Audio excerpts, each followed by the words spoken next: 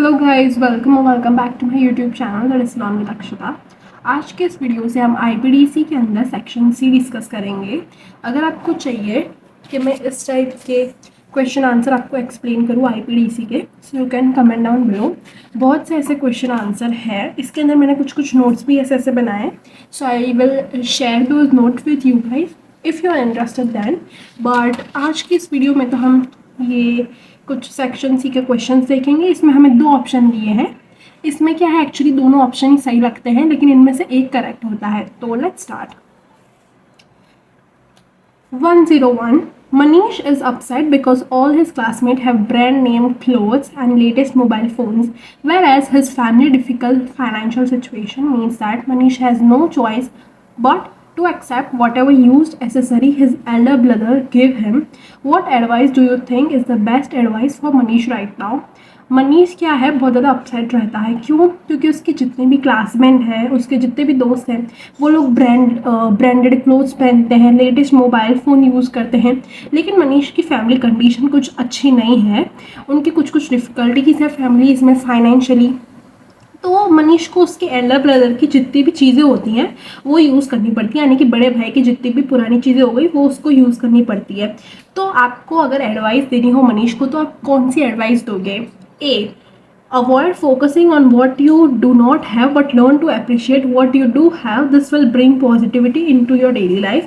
क्या आप उसको ये सलाह दोगे कि जो तेरे पास नहीं है उसको छोड़ दो और जो है उसको अप्रिशिएट करना सीखो, यानी कि थैंकफुल रहो और इसी तरह पॉजिटिविटी लाओगे अपनी ज़िंदगी में? या फिर B, ऐसा सोचो कि ये लाइफ है, एक्सेप्ट कर लो, वर्क हार्ड अभी करो, बाद में तुम कमाना एंड उसके बाद जो भी तुम्हें चाहिए वो तुम ले लेना। तो हमें ए के साथ जाना है। अगर आप सोच रहे हो क्यों, क्योंकि यहाँ पे लिखा है छोटी छोटी चीज़ों को अप्रिशिएट करना सीखो। यानी कि ऐसा नहीं है कि अगर आप कमाने लगोगे आपको तब भी वांट तो होंगी। वांट क्या है, हमारी अनलिमिटेड है, लेकिन अभी जो आपके पास है ना उसको अप्रिशिएट करना सीखो। जैसे कि आप बहुत ज़्यादा कमाने लगे तब आपकी और ज़्यादा वांट होंगी। अगर आपके पास अभी गाड़ी नहीं है, आपने कमाना शुरू कर दिया तो आपने गाड़ी ले ली, उसके बाद और ज़्यादा बड़ी बड़ी गाड़ी लेने का शौक़ होगा। तो इसके साथ हम ए के साथ जाएंगे, क्योंकि हमें जितनी भी चीज़ें हमारे पास उसको अप्रिशिएट करना हमें सीखना चाहिए।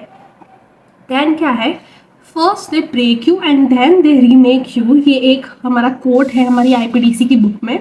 इससे हमें क्या सीखने को मिलता है? What can we learn from this method that the US army use to train the recruits. यानी कि यूएस की जो आर्मी होती है वो ये क्यों बोलती है first they break you and then they remake you, यानी कि सबसे पहले तुम्हें कंफर्ट जोन से वो निकलना सिखाते हैं एंड देन अपनी पर्सनल ग्रोथ पे वर्क करना सिखाते हैं यूएस आर्मी के अंदर, अगर तुम रिक्रूट होते हो तो हमें ए ऑप्शन के साथ जाना है। We should be ready to come out of our comfort zone and further personal growth होती है हमारी जब हम कंफर्ट जोन से बाहर निकलते हैं।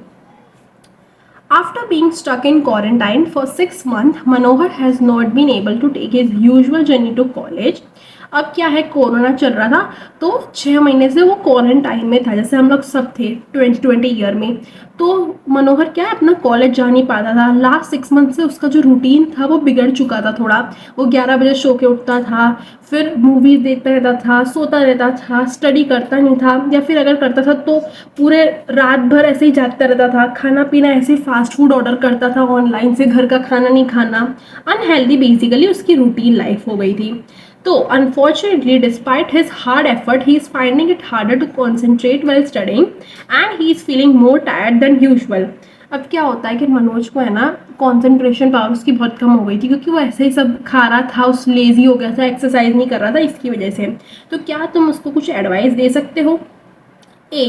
Do not worry, you are generally trying your best. Once college opens again, everything will go back to normal and you will see fruit of your hard effort.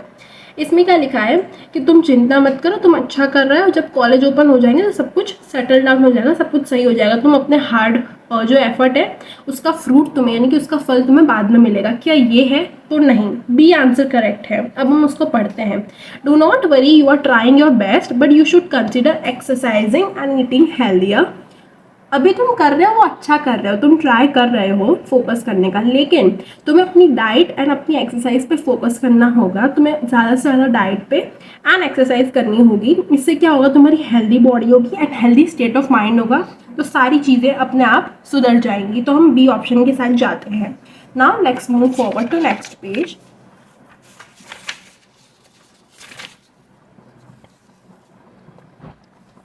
Two weeks ago, Abdul submitted his scientific research paper for his first review due to the lack of support from his appointed research partner. Abdul had to rush the result analysis. Today, when he went to college feedback, his professor responded only with harsh criticism for his work. How do you think Abdul should handle the situation going forward? यानी कि अब्दुल क्या था, 2 week के बाद की बात बता रहा है. अब्दुल ने अपना साइंटिफिक रिसर्च पेपर जो उसका फर्स्ट रिव्यू उसने करा था उसने वो सबमिट कर दिया. अब उसके रिसर्च पेपर में थोड़ी बहुत गलतियाँ थी, खामी थी, क्योंकि उसके पास कोई पार्टनर नहीं था और उनके जो प्रोफेसर थे उन्होंने बहुत ज़्यादा डांटा उसको, हार्श क्रिटिसिज्म यानी कि ताने कसे थे, क्योंकि उसका साइंटिफिक रिसर्च पेपर अच्छा नहीं था. तो उसके लिए आप क्या सलाह दोगे? अब्दुल को हम ये सलाह देंगे, he should try and use that criticism to improve his research paper. यानी कि जो उसको क्रिटिसाइज़ किया गया है उससे वो सीखे और आगे और मेहनत करे अपने नेक्स्ट रिसर्च पेपर में. हम उसको ये सलाह देंगे, ठीक है. द रोल ऑफ 21, यहाँ 21 क्या बोल रहा है? रॉबिन शर्मा ने जो अपनी बुक लिखी थी who will cry when you die, उसके बारे में बोल रहा है. यानी कि 21 डेज तक अगर हम कोई भी हैबिट को कंटिन्यूसली करते हैं, कोई भी चीज़ को एक्चुअली कंटिन्यूसली करते हैं 21 डेज तक बिना ब्रेक किए, तो हमारी हैबिट बन जाती है. The rule of 21, what did we learn from this rule in the context of new habits as mentioned by Robin Sharma in his book named Who Will Cry When You Die? यानी कि इस book में 21 rule का actually मतलब क्या है? You should develop a habit by practicing it for 21 days without a break. Initially, it is normal to feel uncomfortable for first few days. But if you break them in for about 3 weeks, they will feel like a second skin. यानी कि अगर आप कोई भी नई आदत करते हो ना, अगर वो अच्छी आदत है तो आपको थोड़ा टाइम लगता है. इनिशियल डेज में आपको लगता है बहुत हार्ड है, बहुत हार्ड है, लेकिन देन स्लोली वो आपकी हैबिट में कन्वर्ट होने लगती है. तो यहाँ पे वही लिखा है कि शुरुआत के थोड़े दिन हमको हार्ड लगेगा, बट देन ये आपकी सेकेंड स्किन की तरह लगने लगेगी. मतलब हम यूज टू हो जाएंगे उस चीज़ से, उस हैबिट से. Radha wants to start a new habit of running. Radha को एक नई हैबिट स्टार्ट करनी है. क्या करनी है? यानी कि मुझे दौड़ना है 10 किलोमीटर डेली. ये राधा की नई हैबिट है. राधा ने एक फिटनेस ऐप डाउनलोड करा, उसने नए ट्रेनर को भी हायर करा था, बट उसको मोटिवेशन नहीं आ रही कि वो कैसे हर रोज़ दौड़ना शुरू करें. उसके लेग जो है वो एकदम सोर यानी कि नम हो जाते हैं, जैसे सुन बोलते हैं ना, वो हो जाते हैं. तो आप क्या उसको सलाह दोगे जिससे वो रेगुलर डेली रूटीन में उसकी वो रनिंग प्रैक्टिसेस हो जाए? तो हम उसको ये देंगे कि अगर आप कोई भी टारगेट अचीव कर रहे हो, जैसे तूने 1 किलोमीटर अचीव कर लिया, एक दिन में 1 किलोमीटर कर लिया, फिर दूसरे दिन में 5 किलोमीटर, ऐसे ऐसे हमें बढ़ाते जाना है. फिर जब 10 किलोमीटर हो जाएगा तब हमें अपने आप को रिवॉर्ड देना है, कुछ भी, जैसे शाबाशी हो गया, या अपने आप को कहीं डेट पे ले जाना, सोलो डेट पे ले जाओ, या फिर खुद के साथ टाइम स्पेंड करो, सेल्फ केयर करो. इस टाइप के कुछ रिवॉर्ड देने हैं. herself a small reward every time she reaches her target. यानी कि जब वो 10 किलोमीटर तक अपना गोल अचीव कर लेती है तब उसे अपने आप को रिवॉर्ड देना है. रिवॉर्ड में कुछ भी हो सकता है, जैसे सेल्फ केयर हो गया, सोलो डेट पर ले गए खुद को, आइसक्रीम खा ली, या कुछ भी हो सकता है. बेसिकली सेल्फ ट्रीटमेंट करना है खुद को जब भी हमारे गोल अचीव हो जाए तब. Sanjay spend time on social media until late night. Sanjay जो है वो अपना टाइम सोशल मीडिया पे देर रात तक बिताता है, बट उसको क्या होता है, सुबह उठने में बहुत ज़्यादा तकलीफ होती है. On such occasion he sometimes skips his schedule workout session so that he can catch the bus to work. अब क्या होता है, कभी कभी उसकी गंदी आदत की वजह से वो देर तक सोता रहता है, फिर देर से वो उठता है सवेरे. इसकी वजह से कभी कभी उसकी बस छूट ना जाए, इसलिए उसको वर्कआउट अपना सेशन भी छोड़ना पड़ता है.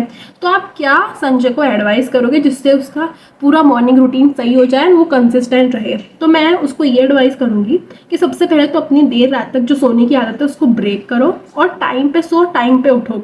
इससे क्या होगा, तुम्हारा मॉर्निंग रूटीन भी सही होगा, वर्कआउट करने के लिए भी टाइम बचेगा, और भी सारी चीज़ें सब सही जगह पे बैठ जाएंगी automatically. He needs to break the habit of staying up late so that he can wake up on time and complete his morning workout as planned. Okay. Then we have 108 question. Dhaval has been visiting the cricket nets every day to practice for the upcoming regional trials in a few days. धवल जो है वो रोज़ cricket के पास जाता है, यानी कि cricket वहाँ पे जाता है और वहाँ पे रोज़ प्रैक्टिस करता है. तो थोड़ा कॉन्फिडेंट भी है एंड खुद पे थोड़ा विश्वास भी है कि हाँ वो कर लेगा. Upon his usual visit, he gets familiar with another youth called Raj. Upon talking, Dhaval finds out that Raj is also applying for the trials. Raj requests Dhaval to give him some guidance on his batting style. Raj is not sure whether to help him or not because competition is already high and Dhaval seems naturally talented. What do you think Raj should do? यानी कि धवल क्या है, धवल रोज़ practice करने जाता है cricket की. Basically उसको थोड़ा अपने आप पे कॉन्फिडेंट भी है कि वो अच्छा खेल लेता है. अब ऐसा ही एक राज लड़का है, राज धवल से मिला. राज ने पूछा कि मैं क्या क्या आप मुझे टेक्निक बताओ कैसे मैं अपने आप को इम्प्रूव कर सकता हूँ. तो धवल के मन में विचार आया कि राज जो है वो ऑलरेडी टैलेंटेड लग रहा है, तो अगर मैंने उसको बताया तो मेरे से आगे निकल जाएगा, तो मैं उसको सलाह दूँ कि ना दूँ, वो हमसे पूछ रहा है. तो हम इसको क्या बोलेंगे कि धवल को अपना हार्ड वर्क करके अच्छा परफॉर्मेंस करना है, लेकिन अगर उससे कोई पूछने आ रहा है तो उसको ज़रूर से ज़रूर उसको एडवाइस देनी है. तो Dhaval should try his hardest to assist Raj to improve his batting technique. यानी कि हमें ये नहीं सोचना कि दूसरा वाला हमसे आगे निकल जाएगा, बल्कि हमें उसकी मदद करनी है जिससे उसको भी लगेगा कि हाँ ये मतलब ही नहीं है. All right. Mr. Honda is the CEO of clothing manufacturing company.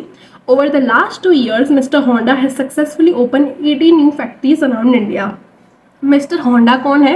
CEO है, यानी चीफ एग्जीक्यूटिव ऑफिसर हैं क्लोथिंग मैन्युफैक्चरिंग कंपनी के. लास्ट 2 साल से उनकी जो 18 फैक्ट्रियां हैं अराउंड द इंडिया वो अच्छी तरह चल रही हैं, सब कुछ काम सही से चल रहा है. आज की डेट में उनकी क्या थी, मीटिंग थी उनके क्लाइंट से, मुंबई के क्लाइंट थे उनके. तो just as he was about to board his flight he receive news of an accident in one of his nearby factory. जैसे ही वो अपनी फ़्लाइट पकड़ने जा रहे थे उनको एकदम से न्यूज़ मिली. क्या न्यूज़ थी कि उनकी जो फैक्ट्री है वहाँ पे कुछ एक्सीडेंट हो गया है. उनकी एक कोई फैक्ट्री है वहाँ पे कुछ एक्सीडेंट हो गया. तो अब मशीन का माल फंक्शन हो गया, यानी कि मशीन जो थी वो बिगड़ गई या तो टूट के कहीं कुछ हो गया, यानी कि बेसिकली इंजर हो गए 15 से 20 वर्कर उनकी कंपनी के. तो अब मिस्टर होंडा को क्या करना चाहिए? क्या उनको अपनी कंपनी में जाना चाहिए, उन वर्कर के पास जाना चाहिए कि उनको क्या हुआ देखने के लिए, या फिर उनको अपनी फ़्लाइट से जो उनकी मीटिंग थी, इंपॉर्टेंट मीटिंग उनके क्लाइंट के साथ मुंबई में, वो उनको अटेंड करनी चाहिए? तो हमारे हिसाब से स्टाफ सबसे इम्पॉर्टेंट रहता है एंड उनकी कदर करना मालिक को यानी CEO को आना चाहिए. तो हम क्या आंसर देंगे? Mister Honda should reschedule his meeting, यानी कि जो उनके मुंबई के क्लाइंट के साथ मीटिंग थी उनको किसी और डेट के लिए पोस्टपोन रीशेड्यूल कर देनी है एंड उनको अपनी फैक्ट्री में जाके विजिट करना है. उनको इमोशनल एंड फाइनेंशियल सपोर्ट देना है उनके वर्कर को जिनको इंजरी आई थी एंड उनके फैमिली मेम्बर्स को. ये हमारी सलाह होगी. देन क्या है, Ram has just receive his mid term exam back from his teacher. Ram को अभी अभी मिड टर्म एग्ज़ाम का रिजल्ट मालूम चल रहा है अपनी टीचर से, और उसने हाईएस्ट स्कोर करा है. उसके 91% आए पूरी की पूरी क्लास में, उसका फर्स्ट डिवीज़न आया. उसको अपने टीचर से भी प्रशंसा मिली. फिर राम को क्या हुआ, Ram looks through his classmate paper. Ram ने उसके दोस्त के पेपर में झांका, यानी कि उसके कितने मार्क्स आए हैं. श्याम उसका जो क्लासमेट है उसको भी बहुत अच्छे मार्क्स आए हैं. और जब राम उसके पेपर में ध्यान से चेक कर रहा था तो उसको मालूम चला कि श्याम के मेरे से ज़्यादा मार्क्स आ सकते हैं. उसका पेपर क्या है, इनकरेक्ट चेक हुआ है. उसका एक क्वेश्चन है जो कि सही आंसर करा था श्याम ने, लेकिन रॉन्ग कर दिया है. तो राम को क्या टीचर को बताना चाहिए कि श्याम को 3 मार्क्स का गेन हो रहा है, यानी 3 मार्क्स उसके जो कट गए थे वो उसके आने वाले हैं, या फिर उसको वो बात अपने मन में ही दबा लेनी चाहिए क्योंकि उसका फर्स्ट रैंक है. तो यहाँ पे हमारे हिसाब से राम को क्या करना चाहिए, श्याम की मदद करनी चाहिए जिससे उसके स्कोर बढ़ जाए. Suraj is having a discussion with his friend Minesh about a recent argument they had at college. Suraj जो है उसके फ्रेंड मिनेश के साथ अभी डिस्कशन कर रहा है. रिसेंटली उनके साथ कुछ आर्ग्यूमेंट हुआ होगा, कहीं उसकी डिस्कशन हो रही है. This incident has made Manish feel disappointed. He believes that Suraj is to blame for the whole incident, but Suraj tries to calmly explain why he reacted in that way.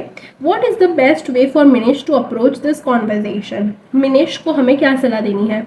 Manish को ध्यान से और उसको सूरज को understand करना चाहिए, open mind रख के, यानी कि जो कुछ भी है उसको भूल जाना चाहिए.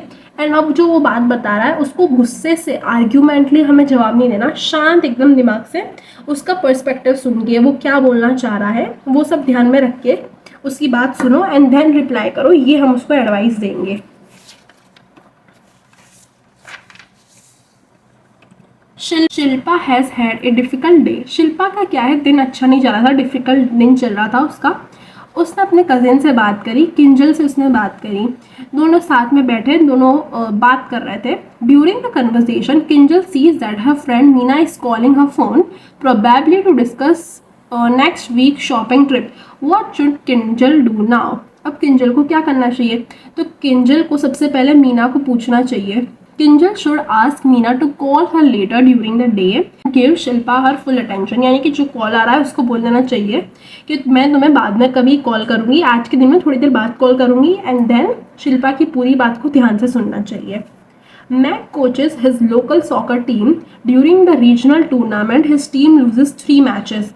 मैक कोच जो था सॉकर टीम का, उनकी जो टीम थी वो 3 बार लगातार हार गई।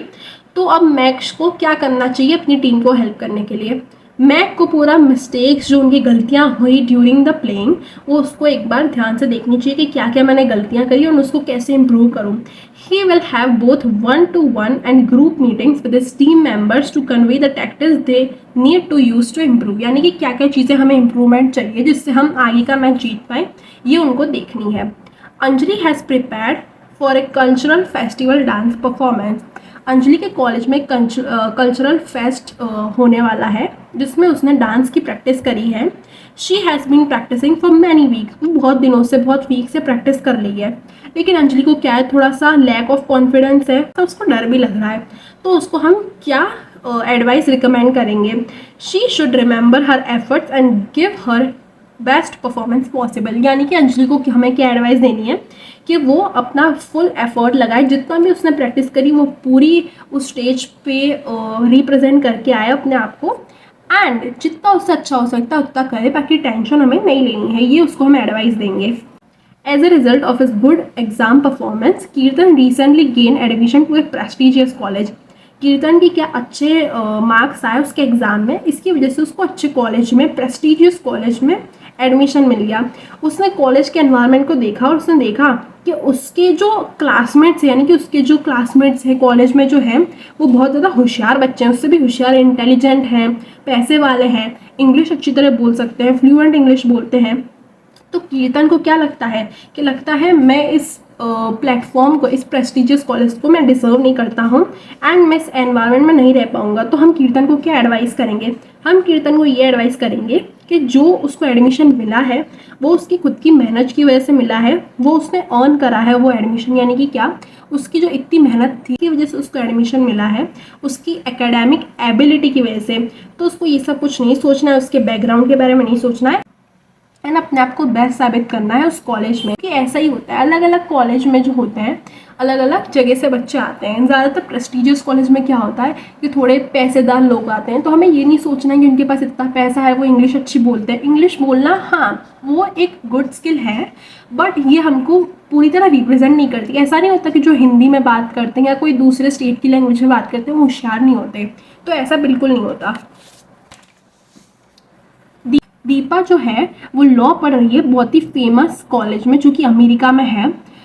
उसको एक जेंडर इक्वालिटी पे एक स्पीच तैयार करने को बोला। दीपा अपने सब्जेक्ट के लिए बहुत ज़्यादा पैशनेट है, उसको बहुत ज़्यादा पसंद है। वो थोड़ी घबराई हुई है क्योंकि ऑडियंस ज़्यादातर हम इंडियन होते हैं, फॉरेन में जाके जब हम इंडियन को बोलना होता है तो फॉरेन वाले हमारे एसेंट का, यानी कि हमारी जो बोली है, जैसे हम इंग्लिश बोलते हैं जिस टोन में, उसका मजाक उड़ाएंगे या मेरे दिखावे का मजाक उड़ाएंगे। तो वो है तो प्रिपेयर, लेकिन उसको डर लग रहा है कि मैं अब क्या करूँ। तो दीपा को हम ये एडवाइस देंगे कि दीपा को अपनी जो उसका वर्क है जिसके बारे में वो बहुत ज़्यादा पैशनेट है उसको अच्छी तरह डिलीवर करना है। Deepa should focus on channelising her passion to her audience. Okay, Riya has been invited to this year's National Youth Summit as a medical student. She has been asked to prepare her view on future of India and its medical practitioners. She is trying to decide which message she should convey. What do you think is the best option? Youth should contribute to India by becoming doctors. Being a doctor means you can serve your country by helping its citizen. I hope ये वाला तो clear हो गया होगा क्योंकि बहुत ज़्यादा easy था। फिर क्या बोला है? Jenish works as a computer engineer for an upcoming technology company. जो अभी नई नई टेक्नोलॉजी कंपनी बनने वाली है उसके लिए वो काम करता है एज ए कंप्यूटर इंजीनियर।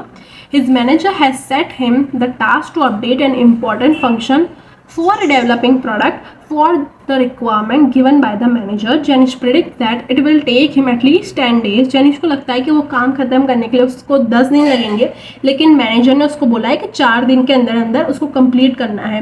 तो जेनिस को कैसा रिएक्ट करना चाहिए मैनेजर ने जो उसको बोला है उसके बाद? मैनेजर ने क्या बोला कि 4 दिन के अंदर अंदर काम हो जाए तो अच्छा है, उसको रिक्वेस्ट करिए, एक तरह का चैलेंज दिया जेनिश को, और जेनिश को लग रहा है 10 दिन लगेंगे। तो Jenish should meet his manager challenge and try his hardest to try and complete in 4 days। यानी कि जेनिश को अपने मैनेजर ने जो टास्क दिया है उसको पूरा करने का फुल एफर्ट डाल के ट्राई करना चाहिए। अगर नहीं हुआ तो देन इट्स ओके, बट लेकिन फुल उसको एफर्ट डालना है। अगर 10 दिन नहीं तो अच्छा है 7 दिन में हो जाए, कुछ तो अच्छा ही है, लाइक 10 days तो अच्छा ही है कि 7 या 6 days में हो जाए, तो उसको अपना बेस्ट ट्राई देना है। भाव्या जो लड़की है उसने अभी अभी अपनी मास्टर डिग्री कंप्लीट करी है बायोफिजिक्स में। अब वो अप्लाई कर रही है पीएचडी के लिए टॉप 20 यूनिवर्सिटी जो कि अमेरिका की हैं, और उनमें से 2 यूनिवर्सिटी का उसको ऑलरेडी एडमिशन लेटर मिल चुका है। अब वो सोच रही है कि वो एडमिशन कहाँ ले। After weighing up both options, she has seen 2 deciding factor. Which of the below factor do you think she should prioritize as the most important? क्या उसको देखना चाहिए कि कैसी वो रेपुटेशन एंड प्रेस्टिजियस कॉलेज है, या इसके साथ जाना चाहिए, या फिर उसको देखना चाहिए कि कैसे वहाँ के एक्सपर्टाइज हैं, suitability of the PhD supervisor, यानी कि वहाँ के जो प्रोफेसर है सुपरवाइजर है वो कितना क्वालिफिकेशन करा है उन्होंने, वो कैसे हैं, कैसा पढ़ाते हैं, ये देखना चाहिए। सो ऑब्वियसली हमें देखना चाहिए कि वहाँ के जो सुपरवाइज़र हैं जो उसको पढ़ाएंगे वो कैसे हैं, क्योंकि जब तक अच्छे सुपरवाइज़र नहीं होंगे तब तक अच्छे कॉलेज का कोई मतलब नहीं है। खाली बिल्डिंग अच्छी उसका कोई मतलब नहीं है। As a student you want to excel not in just your academics but your personal life too. As a student, जैसे हम स्टूडेंट्स हम सारे, तो हमें सिर्फ हमारे ग्रेड्स यानी कि हमारा 100% आ गया, 90+ आ गए, तो हमें ये खाली नहीं देखना, हमें अपनी पर्सनल लाइफ को भी ग्रोथ करना है। तो आप क्या करोगे वो करने के लिए? Seek to build a strong network with your teachers and classmate, यानी कि हम हमारे टीचर्स के साथ, हमारे क्लासमेट के साथ अच्छी बॉन्डिंग रखेंगे, तो इससे हमारा पर्सनल लाइफ का ग्रोथ भी होगा। क्योंकि क्या होता है, टीचर्स के साथ अगर हम नेटवर्क में होते हैं तो हमें वो अच्छी गाइडेंस देते हैं, अच्छी दिशा में हमें डायरेक्ट करते हैं। अगर हमारे स्टूडेंट्स यानी कि जो हमारे क्लासमेट हैं उनके साथ भी अगर हमारी अच्छी बॉन्डिंग है तो उनमें से कुछ जो होंगे उनके फ्रेंड्स होंगे, तो क्या है, हम सब जगह रिकॉग्नाइज भी होने लगते हैं, एंड इन फ्यूचर जब हम कॉलेज में जाते हैं फिर जॉब करते हैं तब भी हमें इसकी बहुत ज़्यादा बेनिफिट मिलते हैं अगर हमारा नेटवर्क स्ट्रॉन्ग होता है तो।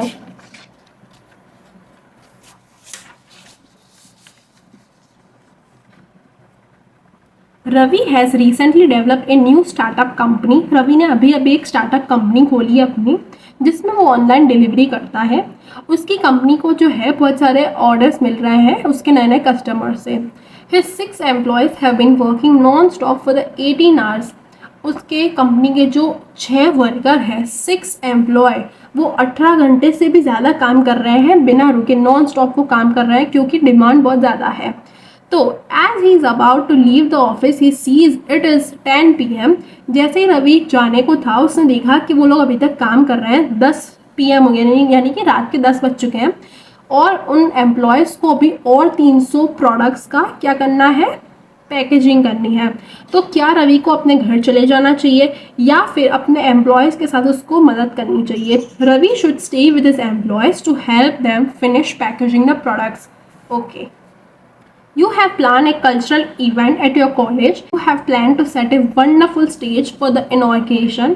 Your institute has located a dedicated fund for the stage decoration. During final selection, you find your team will need more human resources to set the stage. In addition to the current laborers, what will you do? Train students for stage building and decoration. यानी कि हम students को बुला लेंगे हमारे stage और building का decoration करने के लिए। जब हमें मालूम चला कि हमें और आदमियों की ज़रूरत है यानी कि ह्यूमन रिसोर्स की ज़रूरत है तब तो हम स्टूडेंट्स का हेल्प लेंगे। You have organized an online quiz. Students across the state have registered for this quiz in huge numbers. You and the participants are excited to take part, but just before the quiz, the server crashes due to the technical fault. What would you do? यानी कि हमने एक quiz, online quiz यानी कि हमने एक online quiz organise करा, बहुत सारे ह्यूज नंबर में पार्टिसिपेंट आए, लेकिन क्या होता है जैसे क्विज स्टार्ट होने वाला होता है वैसे ही सर्वर क्या है क्रैश हो जाता है due to technical issues.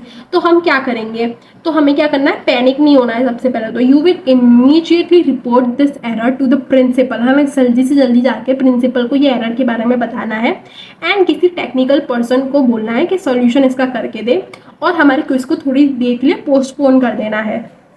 Satya is currently studying at 9th standard. His schoolwork has moved online and he now studies at home all the time. He spends hours on his phone every day to keep himself entertained and to escape his boredom. He feels bad about it. What advice would you give him? सत्य जो है 9th standard में पढ़ता है, उसके जितने भी सारे स्कूल वर्क हैं, क्लासेस हैं, वो सब कुछ ऑनलाइन मोड में होने लगा है, ऑफलाइन की जगह क्या ऑनलाइन होने लगा है। तो वो फ़ोन में क्लास लेने के बजाय क्या करता है, दिन भर फ़ोन देखते रहता है। अपने बोर्डम जो है उसको एस्केप करने के लिए, यानी कि बोर्डम से छुटकारा पाने के लिए वो फ़ोन में रील्स एंड ये सब कुछ स्क्रॉल करने लगता है। तो इसके बाद वो थोड़ा सा बैड फील भी करता है, जैसे हम लोग को भी होता है, राइट। हम जैसे कुछ काम करने वाले होते हैं हमें बोरियत आ जाती है, हम फोन स्क्रॉल करने लगते हैं, then we regret about it. तो हम उसको क्या एडवाइस देंगे, अब हमें उसको एडवाइस देनी है, it is a tough time right now, so it is important to make sure we do not slip into harmful habit, यानी कि हमें ख़राब आदतों में नहीं पड़ना है एंड हमारा अटेंशन जो है वो उनकी तरफ नहीं डालना है हमें। So limit the time in which you use social media, यानी कि हमारी जो स्क्रीन टाइम की लिमिट होती है उसको हमें कम से कम करना है, रिड्यूस करते जाना है। Chandresh has been using his phone at night before bedtime and now experience sleeplessness. How would you suggest he solve this problem? यानी कि जो चंद्रेश है उसको क्या होता है, सोने में बहुत ज़्यादा प्रॉब्लम आने लगी है, तो हम उसको क्या एडवाइस देंगे, हम उसको ये एडवाइस देंगे कि तुम एक फिक्स टाइम बना लो सोने का और सोने से पहले सोशल मीडिया का यूज़ नहीं करना है और फ़ोन से जितना दूर हो सके उतना दूर रहना है।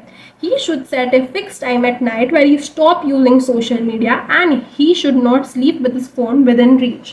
यानी कि फ़ोन को जो है सोते वक्त दूर रख देना है, किसी दूर डेस्क पे रख दिया, किसी दूसरे रूम में जाके रख देना है। Chris Anderson, chief executive of 3D Robotics, once stated that we have seen the dangers of technology firsthand. I have seen it in myself. I don't want to see that happen to my kids. Which statement best describes the important lesson to be learned this quote? यानी कि technology क्या है, बहुत ज़्यादा harmful है, उसको specially youth के लिए तो सबसे ज़्यादा हार्मफुल है। अगर उसको हम लिमिटेड नहीं कर देंगे, लिमिट में नहीं रखेंगे उसका यूसेज, तो बहुत ज़्यादा प्रॉब्लम हो सकती है हमारी आने वाली जनरेशन को। The use of technology can be harmful specially for youth, it should be limited and use cautiously, ये इसका राइट आंसर है। अब आप सोच रहे हो कि ए वाला क्यों राइट नहीं है, क्योंकि हमें टेक्नोलॉजी ऐसी भी बैन नहीं कर देनी है, क्योंकि ऐसा नहीं है कि सोशल मीडिया अच्छा नहीं है।